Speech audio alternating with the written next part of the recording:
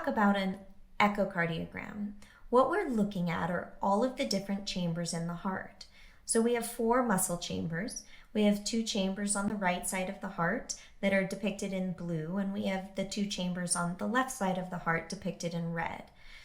I also break it down into the 2 smaller chambers, which are sort of on the top of the heart, called the right and left atrium, or the 2 larger chambers that sit below those small chambers called the right ventricle and left ventricle. With the echo, we're able to look at the size of the chambers of the heart. We're able to tell by the shape of them and how they squeeze and the thickness of the muscles, how the heart may be doing overall and how it's functioning. This can change with therapies, and so therefore we can use it as an evaluation to a response to a therapy. So let's go ahead and look at an echo. Well, first we have to let you know that we actually flip the heart upside down when we look at it. So we took the picture from the prior slide and flipped it upside down. So this is how we really look at it when we look at an echocardiogram. It's flipped upside down, so now those larger chambers, the ventricles, are sitting toward the top, as you can see, and those smaller chambers are sitting toward the bottom of the screen. Now I know it's a lot of kind of black, white, and gray, so hopefully you're able to sort of see that within those white areas are the chambers of the heart, and the black area is where the blood would be moving through.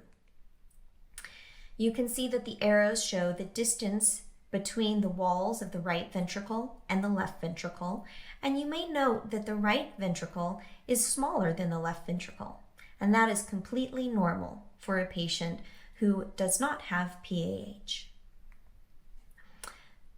We also look at the what we call apex of the right ventricle. So it's kind of the point of it. And it usually is very thin-walled, and because the right side of the heart is under low pressures in a normal situation, the walls of the muscle don't have to be thickened. We also can see that the right atrium and left atrium are about the same size. This again is in a person who does not have PAH.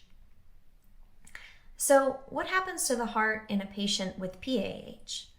Well, let's go ahead and take a look of a side-by-side of a patient with an advanced or severe pulmonary arterial hypertension, PAH, and then somebody who does not have PAH. You can see that they look pretty dramatically different. You can note that that area of the right ventricle in the patient without PAH starts to become much more enlarged when somebody has advancing PAH. You can also see that the left ventricle seems to be shrinking in size. Well, it's not technically shrinking, it's just being kind of pushed over because the right ventricle and the left ventricle share that middle wall. So as the right ventricle starts to enlarge, it pushes into the wall and kind of squishes the left side of the heart.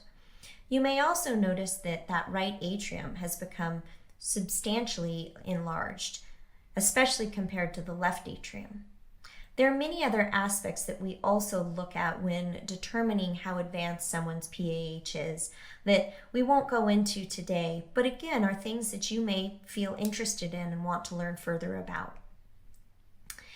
So in this situation, what we look for is a patient with PAH having a right ventricle that is larger than normal. We also look for thickening of the muscle right there at that point or apex of the right ventricle. And we tend to see that the right atrium is enlarged.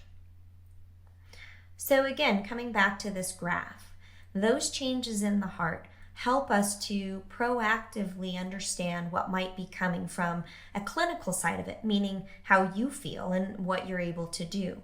And so instead of waiting until someone feels those symptoms, we can use an echocardiogram to act more urgently on their behalf. We don't ever want to see our patients' symptoms worsen to the point that they may require hospitalization.